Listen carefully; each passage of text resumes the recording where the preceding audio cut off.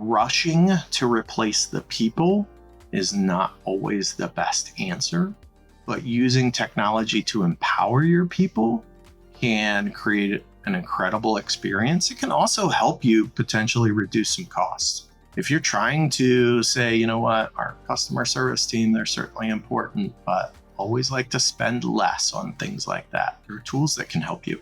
There are companies that can help you. Investigate those, but understand what your ultimate goals are. What is the reason that you're investigating this? Is it just to save money? Are you trying to improve customer experience? Are you trying to cut costs, drive revenue? What is it? Because knowing that will help you make the right decision, or at least a decision that aligns with what you're trying to accomplish.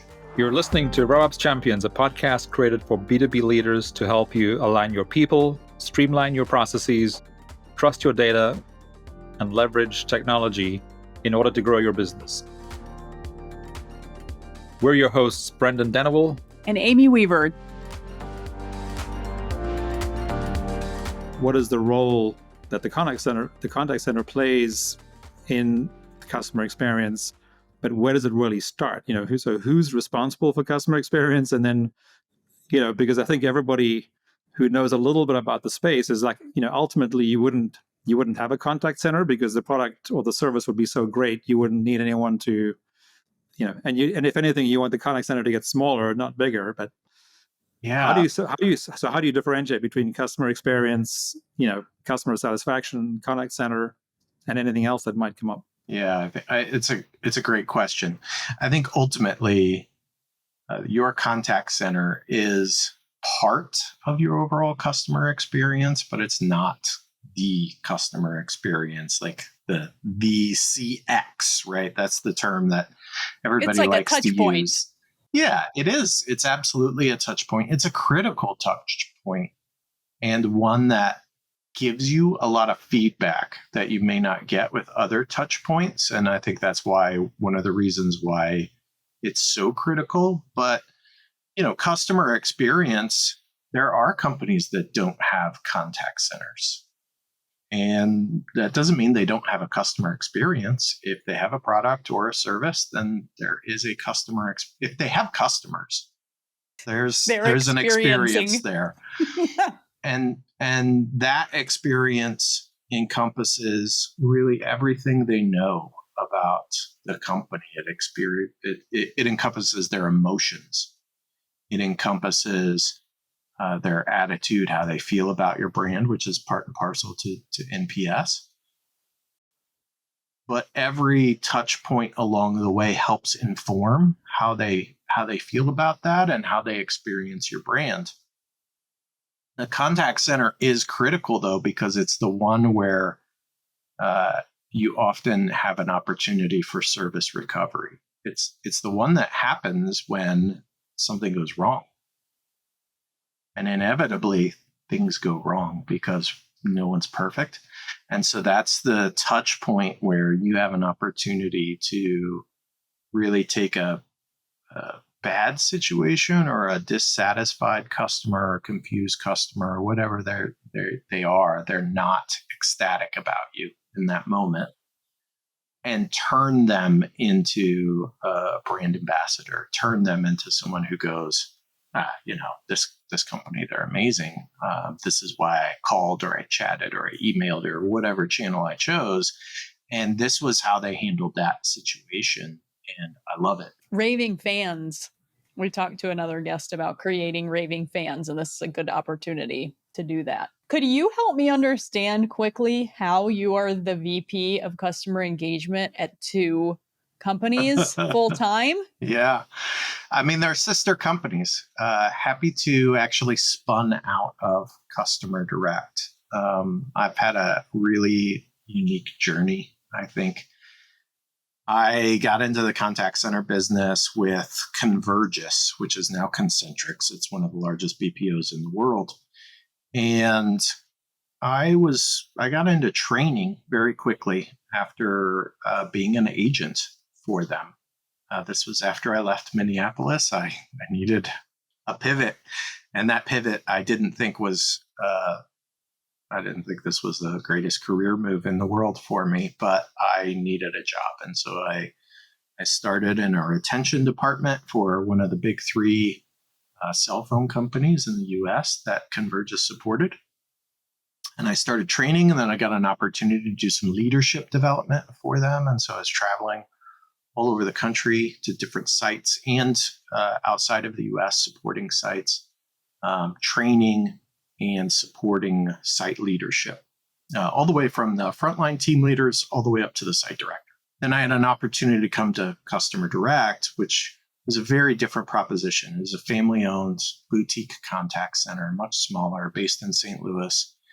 And, their whole operation was smaller than a lot of the projects that a Convergys would have. And it allowed me to see the contact center in a little bit different light, because I got to understand what a shared agent was, which was wildly different to me. It was like taking phone calls for all these different brands back to back. And I was like, how do you do that? And it's through technology, it's through tools to help agents understand what call's coming in, how do I answer this call, and what process do I follow to resolve this customer's concern. And I led the training department. Eventually, I took over quality. And in 2020, we were getting ready to go to market with a solution that we had at the time. It was just called Happitu. It was a rebuild of a scripting solution that we had been using internally for about 20 years.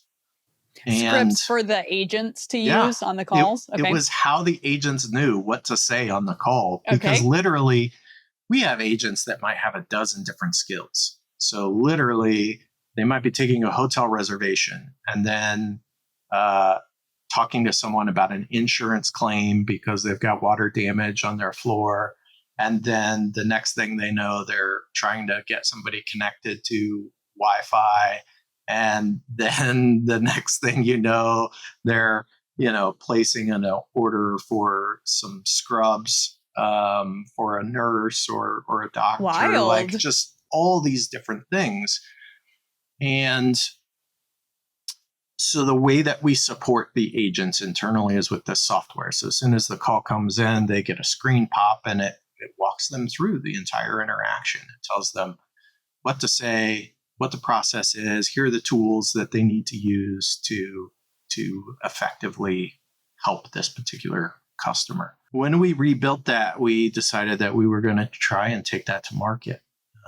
And I had been a big part of the evaluation process. We're testing it internally, a lot of feedback, and somebody decided that I would make a good kind of lead in this particular aspect. And so they asked me, would I be interested in leading this effort?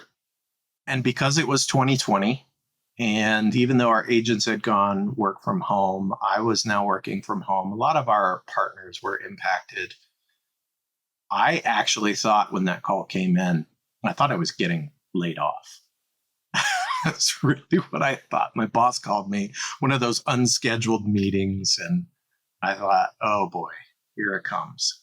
And instead, it was an offer to do something really different than what I had done before. And so I jumped at the chance. Through that process, we actually stumbled on doing something entirely different, trying to solve a problem for one of our potential customers who thought he wanted what we were doing. And I was like, no, please don't do this. This is bad. Your people will hate you. And the scripting just wasn't the right answer for what he wanted.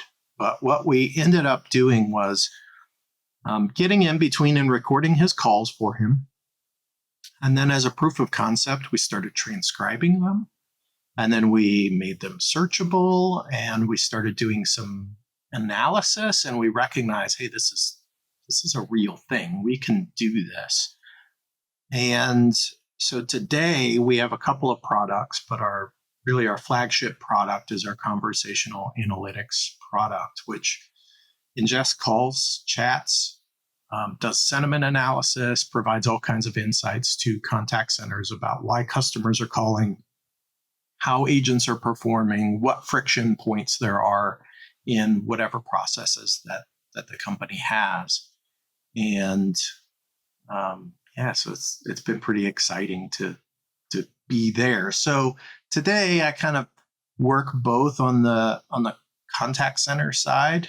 I'm a lot less involved these days, but I still do some things on that side. And then I also am like this, brand ambassador / evangelist for Happitu and the products that we. So that was almost like a precursor to something. I mean, so you were doing a lot of stuff that a lot of these new, AI note taker tools are doing more, again, on the front end of the sales or buying process, right? Like we, for example, use Fathom, and I know that's an extremely popular tool. How has and I it's funny how quickly suddenly things move towards AI in a conversation nowadays, but which is not our objective. But how has this like in the last 15 months, AI has just come out of nowhere, really. I mean, not really nowhere, but how has that impacted your product or business, or how do you think your product has actually essentially been a precursor to some of these AI tools? Well, I mean, I can tell you right off the bat, the one thing it's done is it has changed how we approach how we're analyzing all of these interactions with customers. Large language models are absolutely the future. They still have challenges, don't get me wrong. There are lots of challenges inherent with them. I feel like they're not ready for like customer facing applications. I actually recently wrote an article about this that was published with ICMI.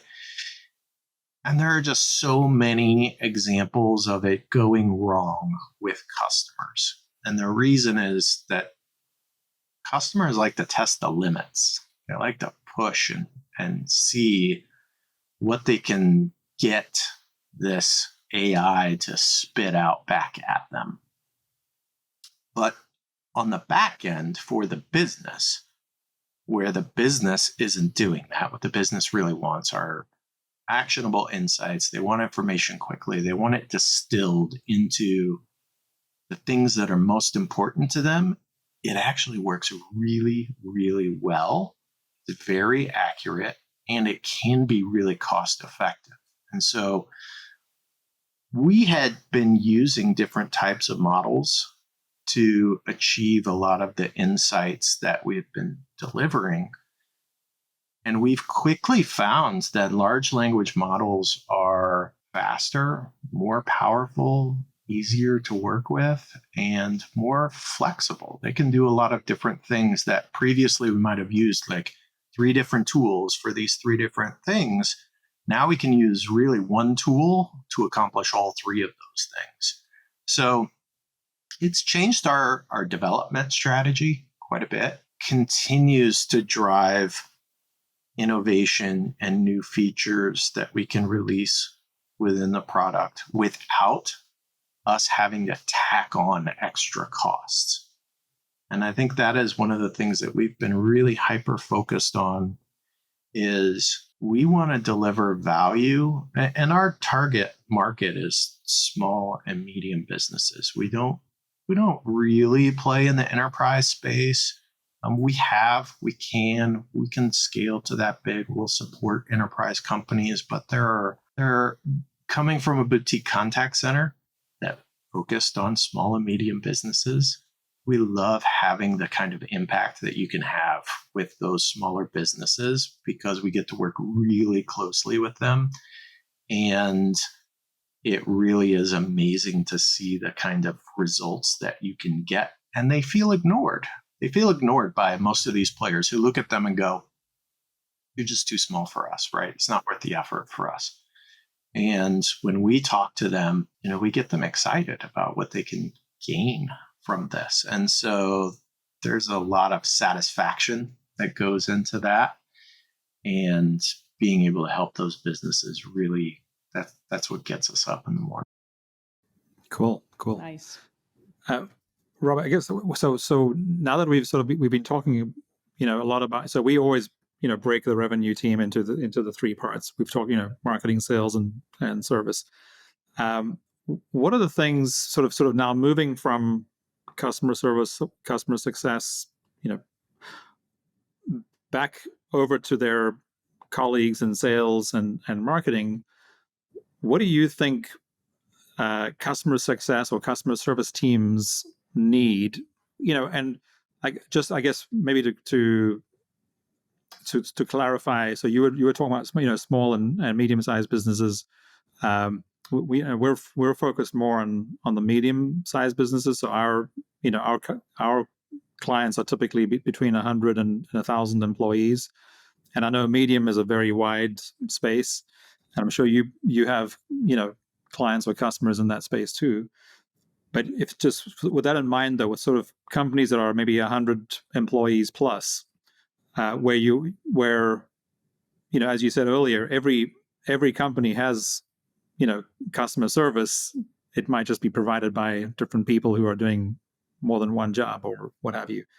But if a company does have a customer service function and therefore team, what needs to happen across sales and marketing and maybe product too, but I prefer to stay within the customer facing team if possible. For customer service to be successful, what needs to happen with their colleagues in sales and marketing? I mean, it's really simple. Communication. And I can tell you, as someone whose background is in the outsource world, right? You're dealing with a lot of different companies that all have these different sales and marketing efforts and agendas.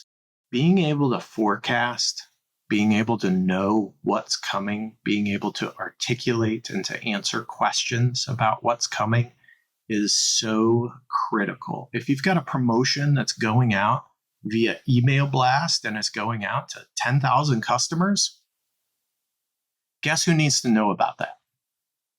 I mean, Absolutely. Your customer service team needs to know about that because they're the ones who are going to get hit with all of the volume, whether it's chats or phone calls. People will call with questions. They'll call to place orders, whatever the case may be. Number one, if workforce doesn't know that influx of volume is coming, it's going to create a horrible experience for both agents and for the customers, because the customers are going to sit on hold if they're phone calls, or they're just going to sit staring at this chat that goes, "We'll be with you in a moment." And that's not what anybody wants to do. I don't care how great your customer service is. Nobody goes, "Oh, geez, I can't wait to call and sit on hold in this queue for 20 minutes while I wait to talk to an agent." They're calling for a reason. They're calling because they don't have all the answers or all the information that they feel like they need. And they want that quickly. So being able to staff appropriately ensures that we get to them quickly. Having that communication to the agents who are going to be fielding these inquiries allows them to be empowered to have answers that they're going to be asked. They're going to have questions, and it happens. It doesn't matter how detailed you put it in the email that's going out. People call and they still have questions because they aren't confident in the information they're reading, or it's a little bit vague, or they just didn't read the whole email. In the case of my husband, a lot of times. Yes. Yeah. It We happens literally all the got time. an email the other day that was like, just to sign up for your whatever it was, lawn maintenance for the year, call this number or pay by this. And he responds to the email with like, "Okay, how do I pay to start our thing?" And I was like, "Honey, Got to read the next line." Yeah. It says it right there." That is a average husband behavior, I think. I'm sure I'm guilty of that as well. You guys have a lot of husbands calling in. Yes, absolutely. It's human nature, I think, that we don't always either want to spend the time, or our expectation is the answer is not going to be there because we've been trained over years that we get incomplete information and then we need to go in and have to ask questions, or we assume that there's some catch to it. There's just all kinds of reasons that are unique to both the individual and the type of communication that it is, or the type of product or service that it is. I can tell you for the last 8 years, I can't tell you how many hotel reservations calls I've heard. As one of the specialties of Customer Direct is central reservations for hotels all across the world. Everyone can book online today for just about any hotel, right? And you have multiple channels to do that.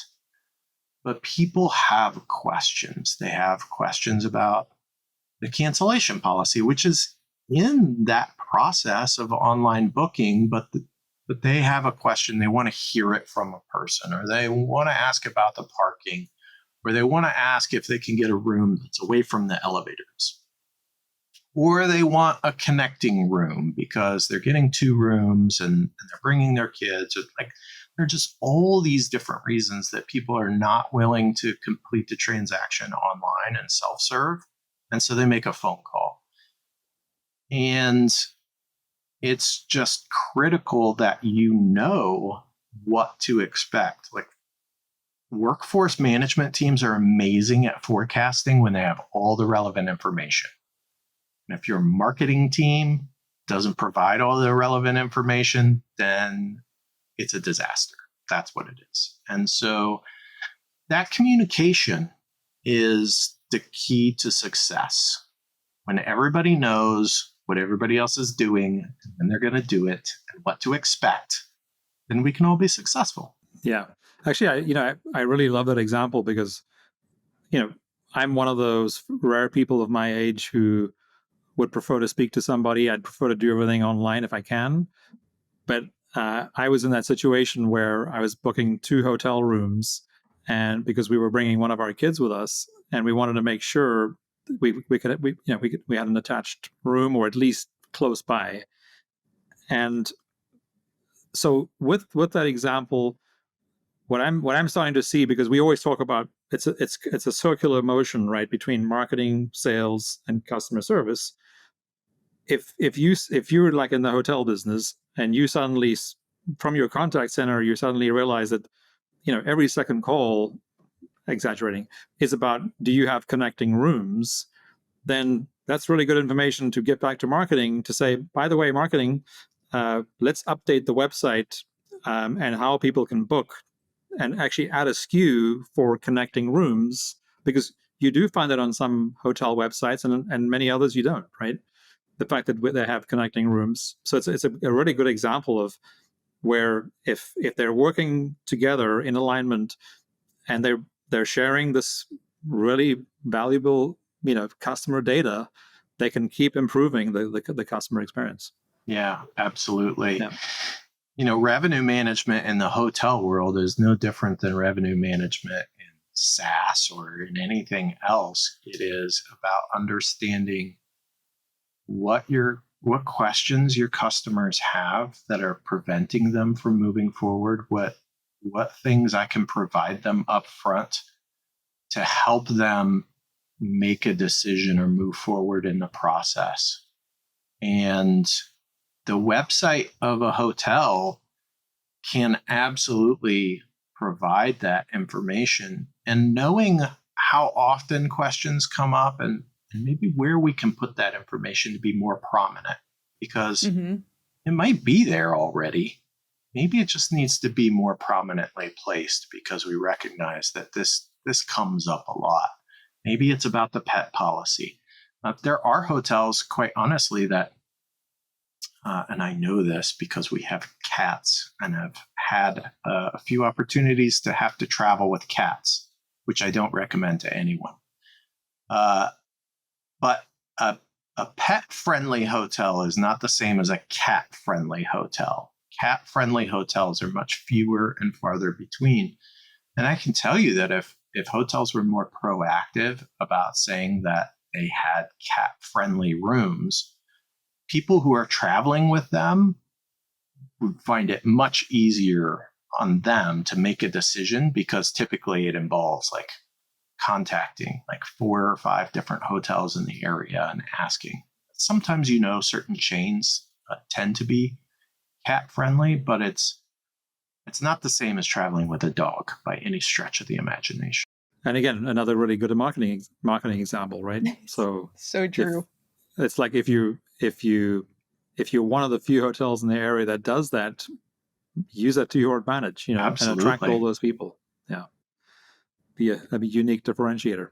The other thing, I was kind of just going back to, because whenever we're having a conversation with somebody, no matter where your expertise is, it ultimately always links back to, and of course that's what we're looking for. But we're looking for, does it match the model that we're continuously talking about and working towards, with our clients, and of course for ourselves, which is it's all about, ultimately it's about people, process, data, and technology, right?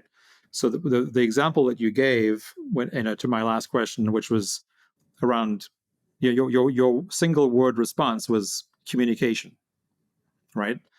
But then as you started talking, it started, you started to put more meat on that bone, which was, it comes down to staffing, right? So if you have staffing, clearly there needs to be training. Training is communication. But then another part of that is the process. So we always talk about the handoff. So in this case, the handoff is from sales to customer service. Is it clear like what that handoff looks like, and is customer service getting from sales what they need to be successful, which also is dependent on sales getting from marketing what they need to be successful, and it goes around again.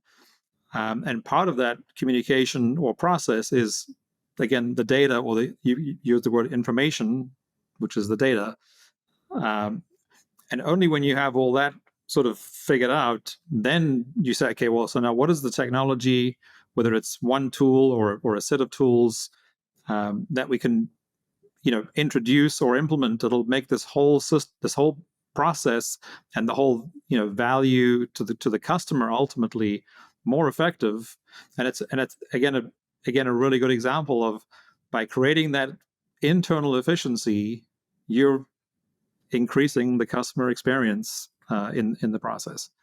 So I think that was a really good example. Yeah. And then you mentioned something else, Rob, which I think a lot of business leaders will resonate with, and that is, invest the time. You didn't say it exactly like this, but this is the way I say it, is invest the time to really understand what it is that you're trying to do, right? So take the time. Because again, how do you communicate effectively if you haven't taken the time to really understand what needs to be communicated? And I think what we see a lot of is we all see a lot of is, we're rushing to be successful, but if you're rushing to be successful, clearly, then often you're actually getting the opposite result. You often need to slow down to be successful. So I really like that as well. I was just going to say, you said things inevitably take longer than you anticipate. And so if you can temper your expectations based on what you've learned from prior experiences, then maybe there are a few less hiccups along the way. Yeah. I will tell you, one of the things that we really strive to do for our partners is to implement quickly. But the reality is it doesn't always work out that way. And having gone through many implementations of our own, we know that things take time, right? To do them right anyway. And so it's always exciting when someone goes, wow, I can't believe how fast that happened. How did you get me up and running in less than a week? I love that. But you also have to be realistic that not every implementation goes that way. And not every tool that you choose to stand up is going to just work out of the box, because most of them don't. They don't work out of the box. Everything needs to be customized for your business. There may be some tools that do work out of the box. They're typically going to be simple and have relatively simple use cases. But when you start to talk about the things that are more complex, that solve complex challenges, those are not, you can't just sign up today and Monday morning, like, be off and running. Flip the switch. It just doesn't work that way. Yeah. Yeah. And actually, I mean, that's, we hear that a lot. And the thing that I think a lot of us don't think about, when, especially now we're sort of starting to talk a little bit about implementation, implementing the technology that's going to make our data, our processes, and our people all more effective, and start creating a better customer experience while also creating a better internal efficiency, is that if your business is growing, in other words, if you're adding people or you're adding customers, everything is changing, right? So if you're adding people, your processes need to change. Your training needs to keep up with that.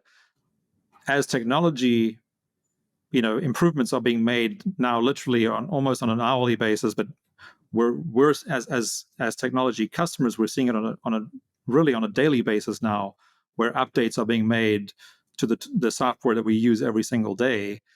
So if the software is changing, if we're adding customers, if we're adding staff, then clearly this change is continuous, and it needs to be revisited. It's almost, I mean, at least on a monthly basis, but I think it's almost weekly now. So, what new customer do we have? What new team member do we have?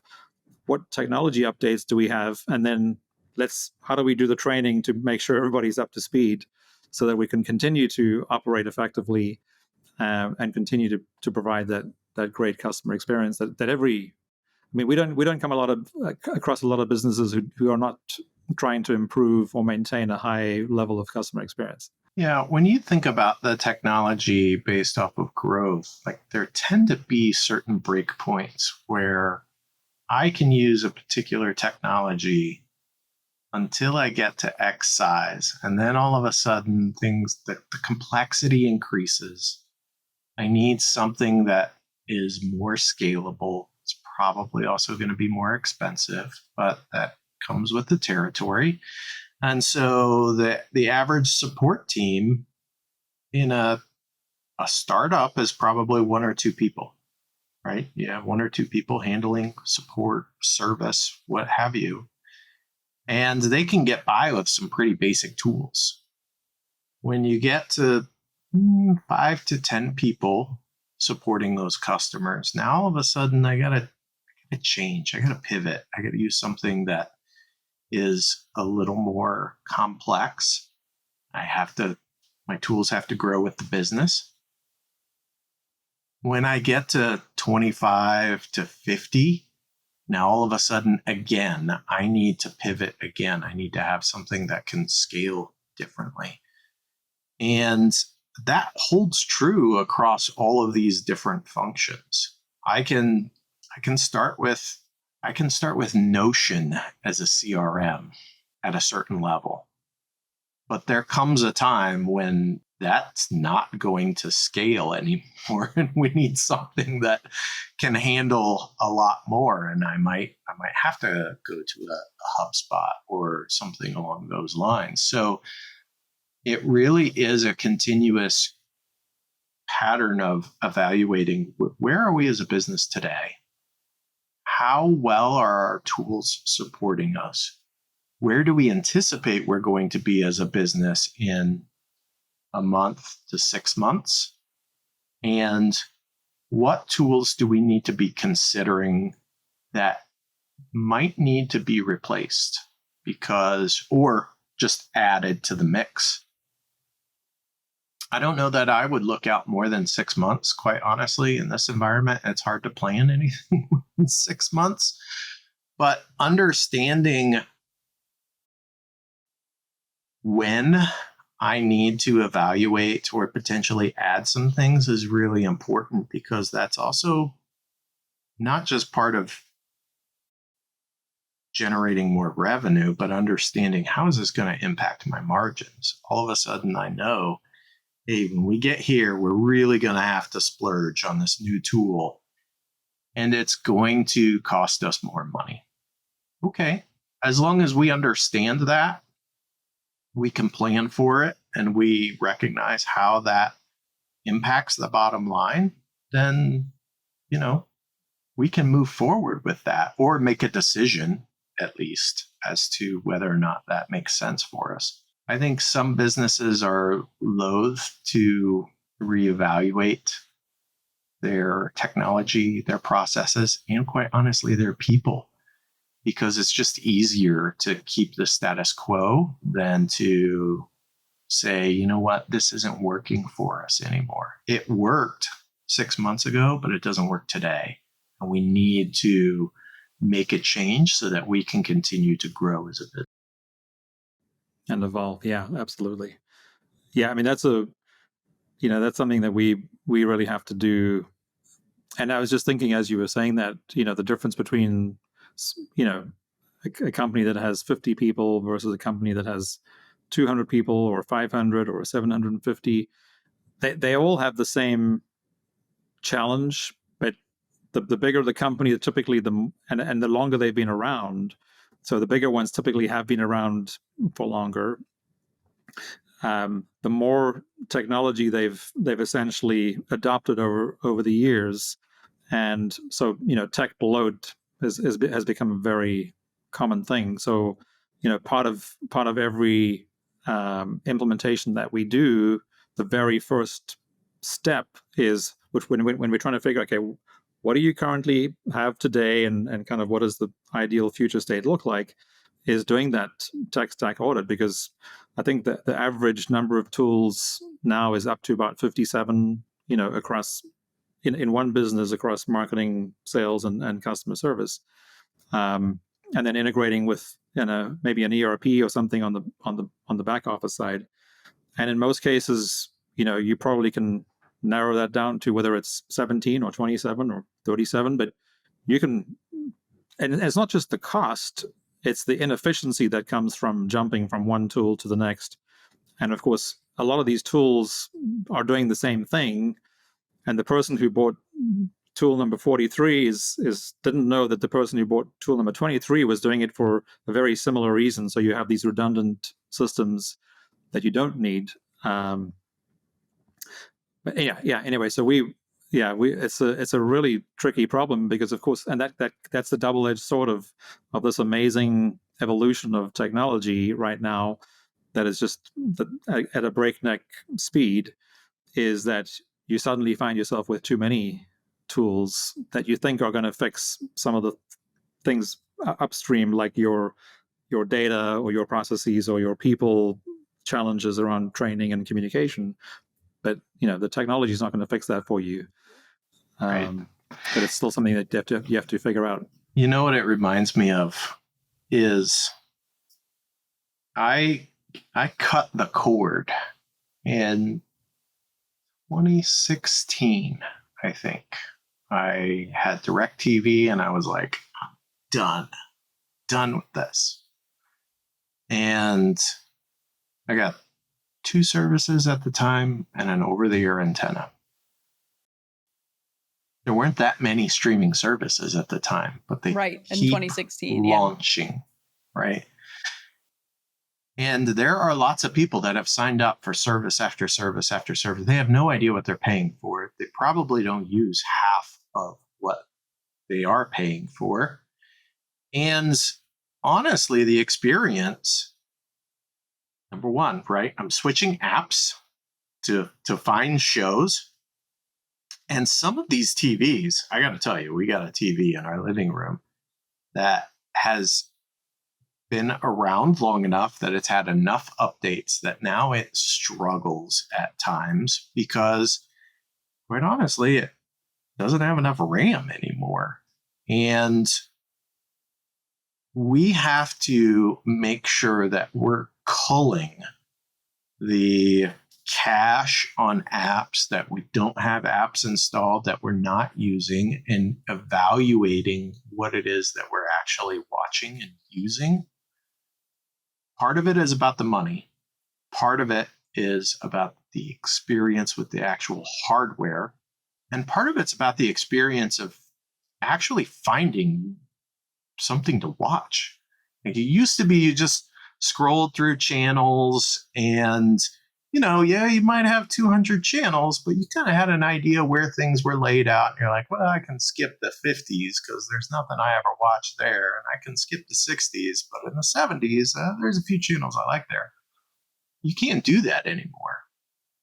Now, not only do I have to choose which app that I want to go into, or potentially multiple apps, but the choices are so prevalent. It's not, these are the things that are on right now, and you pick what you want to watch. There's a million different things that you can search for and choose. And so I feel like technology... But not through one dashboard, right? Right, not through one dashboard. Yeah. And technology is like that. And to your point, maybe your kids signed up for this service over here, and maybe your spouse signed up for that service over there. And so you don't even know all of what you have or why you have it. And there may be competing services that basically do the same thing. And technology is like that in companies. You've got all of these business units that go, oh, well, we need this for this particular purpose. And so they get it. They don't really share it outside of their business unit. And then some other business unit basically wants to solve the same challenge, but they choose a different tool. So they're using a different tool. And then you get this other business unit over here, and they, again, are trying to solve a similar challenge. And so they get a tool, and they've got 3 tools, all essentially doing the same thing. And that also becomes a problem because people don't like change. So they start using a tool, they like that tool, and then you come in and you try to unify that into a single tool, and people are like, no, don't take this away from me. I really like it.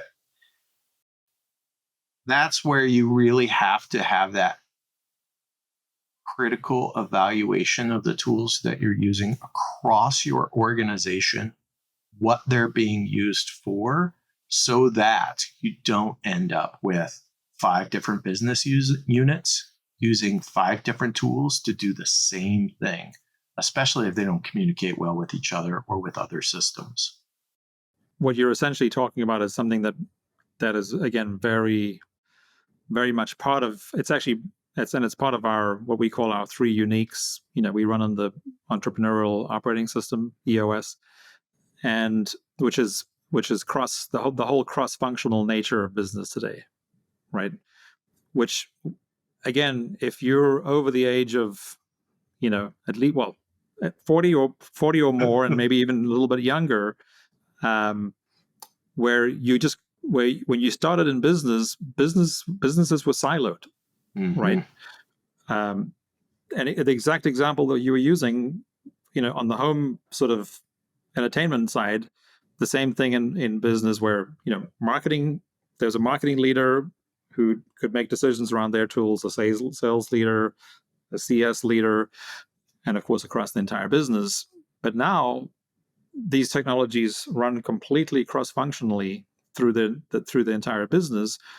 But the way that the leaders of the individual divisions or departments, they're still making decisions based on budget, right? So their team comes to them and says, oh, well, this is only, $20 per user per month, and this is $29 per user per month. And it's like, oh, well, we have the budget for that. Yeah, sure, go ahead and do it. But then, you end up with your situation when finally somebody, if they have a director of IT or CTO or whatever, gets involved, or the CFO is often where it starts when they're looking at the cost of software, and they're like, holy, we have 187 different pieces of software that we're paying for on a monthly, quarterly, or annual basis.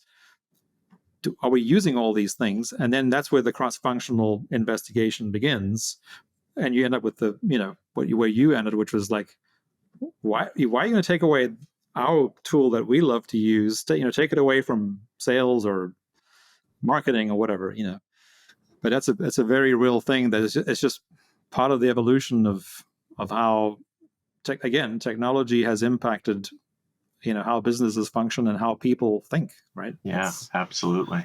Do you have any insight that you could share about scaling a customer service team, for instance, to accommodate these, whether it's like fluctuations in volume that they're expecting, or the company is just growing really fast and needs to grow headcount? Like, how do you make sure that everyone is set up for success when you're in those periods of high growth? You just asked like the most loaded question in the world, Amy. So let's start with workforce, right? I mean, that's where it starts, understanding like, what does the future state look like? How many people do we need to support that future state, which then informs the recruiting and hiring department, which then informs the training department. And then you get into the operational aspect of it, because as you grow, you don't just grow headcount at that frontline level. You have to grow headcount at your supervisor level to support those agents. And so there's a development process that ideally you have in place so that you're developing kind of that bench strength, so that when you have an opening for a new supervisor, you've got a good group of individuals that already have a lot of the skills that you know that you're going to need.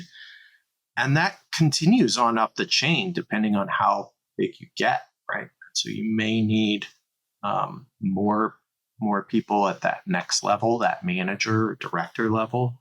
The same holds true in training. If I'm a really small organization, maybe I can get away with one trainer. But if I'm going to go through a period of high growth, I need to identify potentially multiple people that can train the same thing or different departments, different specifics. I may have a lot of ongoing continuous training that I have to execute. Again, that goes back to workforce, knowing what are the different upskilling opportunities that we're going to have and how do I work that into the schedule. So there are so many different things that go into it, and it comes back to communication and planning. And it can at times be an opportunity to reach out for a partner. So you mentioned some of these kind of ups and downs, these peaks.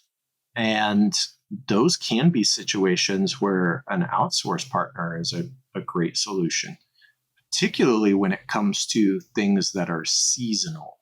So I'm going to go back to an example that we've already talked about today, and that's the hotel space. The high season is summer. That's when most hotels are at their peak occupancy, and in the winter, it's not as much. And that is partly because business travel is higher in the summer. But obviously, leisure travel is much higher in the summer. That's when the kids are out of school and we can go on vacation and all of these things, right? I may be able, as a hotel, to handle the call volume, the inquiries that are coming to me in the low season with my internal staff. But in the high season, it might just be too much because my internal staff are also taking care of my actual guests that are at the hotel. And so being able to have someone answer the phone while I'm checking in a line of 5 different guests is critical, because the reality is if I call and I'm getting ring, ring, ring, or I'm on hold too long, unless I have my heart set on that particular hotel, I might move on to the next one. And so then you lose a sale.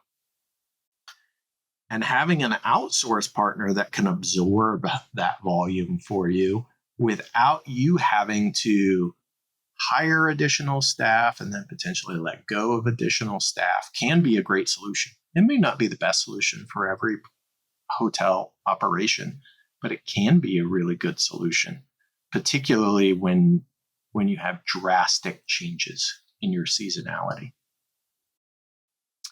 So that is one way that you can approach that, is just understanding what's my core business? What are the things that we're really good at? And should we consider looking at someone to help us kind of fill some of these things that aren't part of our core business and they're really good at it? Certainly that's something that I think more companies should consider. And actually, I shouldn't say that. Almost every company considers that, but they often consider it from a cost perspective.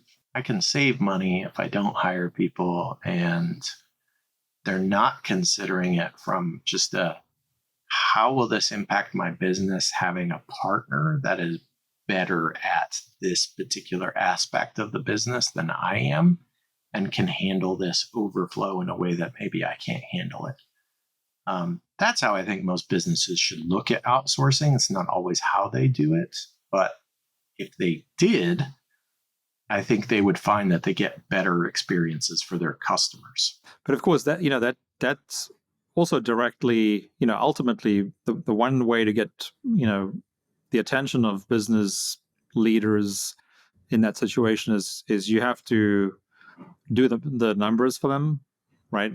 Which is, if what is the cost of a poor customer experience, both in the short term, like in other words, for this year's revenue, but also we hear about more and more businesses measuring LTV, lifetime value of a customer.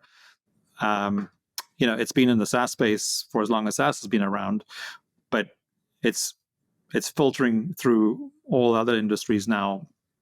The importance of LTV, and again, it's directly related to customer experience, because if a customer has that bad experience, for example, using that hotel analogy again, where that particular hotel owner decided not to outsource, to someone who could do a really good job of handling the excess volume during the high season, all the customers who called and had a poor experience are probably not going to call that hotel ever again.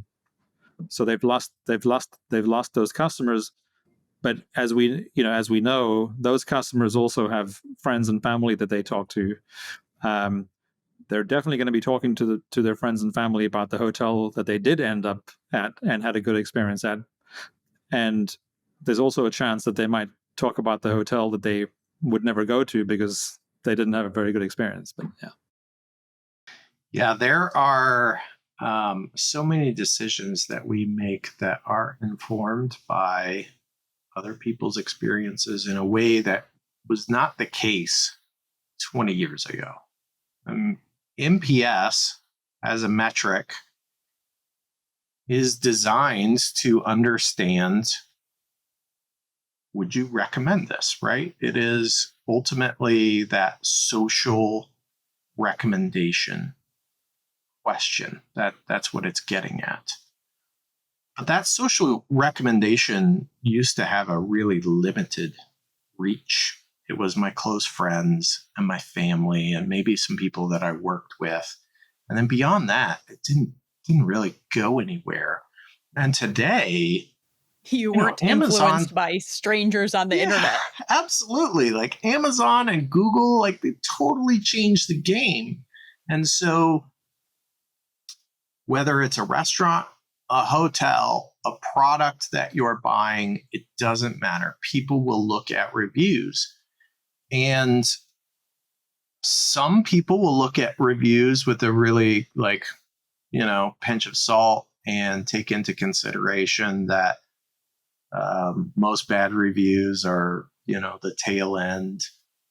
But other people are not necessarily going to look at it that way. And some people are very reactionary about whatever it is, and we'll post a bad review for something that could have been easily solved. And again, this goes back to that service recovery in the contact center. If you aren't recovering at that moment when they call in and they're upset or they're dissatisfied, you're just losing out. And it probably will end up in a review somewhere, because there is nothing like posting that review to just like get it off your chest. Stick it to them. 1 star. And the review starts out with, I wish I could give it 0 stars. Right. Yes. Yes. Yeah. Yeah. I guess we could keep going on that one too. It's there's a lot there, but I'm not going to go there. Well, what if we wrapped it up, because we are at our hour and I want to be respectful of your time, but what if we wrapped it up with something that you think customer service leaders should either start doing to prepare for the future, or if you see people doing something wrong that maybe is hindering them, what should they stop doing, or both? I mean, there are a number of different things. I think the most important thing that customer service leaders need to be aware of today is, while people are rushing to implement technology to actually interact with a customer, I mean, there are a lot of AI solutions that do that. You need to be clear on the implications of doing that within your organization. There are some incredible use cases where it makes sense. If I'm a global organization and I have customers in 50 different countries speaking 50 different languages, that's really hard to support without utilizing some of the technology that's out there. It's difficult and it's expensive. It can be done, but it's really hard. AI can really help there. But if you're a local company who services your local area, maybe it's your local pest control company, really focus on developing your people and giving yourself tools that help you and aid in that effort. Because your customers probably don't want to talk to a bot. They don't want to talk to a virtual agent. They want to talk to a person, right? They want to talk to Amy, or they want to talk to Brendan. But when they get to Amy or Brendan, they want that person to be able to take care of them, to take care of their needs, to answer their questions. And being able to do that quickly, doing it the right way, and doing it with a smile, that's what customers ultimately want. Like, just take care of my problem quickly, be nice about it, and do it right, please, so I don't have to call back. And there are all kinds of technologies that can help you in that effort. And you should be aware of all the different interesting things that are out there. There are lots of cool technologies. But I caution people in like rushing headlong into, well, we're just going to get rid of all of our agents because AI is going to answer all the questions for us. Okay, AI might also sell your pickup truck for $1. That's not going to turn out well. AI might give the wrong answer, and all of a sudden you go to court, and the court's saying, hey, yeah, you're responsible for what your chatbot said, and you need to pay this person. Like, those are really easy examples to point to, but I do think they're examples that demonstrate rushing to replace the people is not always the best answer. But using technology to empower your people can create an incredible experience. It can also help you potentially reduce some costs. And so if you're trying to say, you know what, our customer service team, they're certainly important, but we always like to spend less on things like that. There are tools that can help you. There are companies that can help you. Investigate those, but understand what your ultimate goals are. What is the reason that you're investigating this? Is it just to save money? Are you trying to improve customer experience? Are you trying to cut costs, drive revenue? What is it? Because knowing that will help you make the right decision, or at least a decision that aligns with what you're trying to accomplish. I think far too often people make decisions that aren't actually in alignment with what they're trying to accomplish. They may think they are, but they're not. And every change that you make is going to have unintended consequences. We all know that. And understanding the potential consequences is really important. It's as important now as it ever was. Did you enjoy this episode?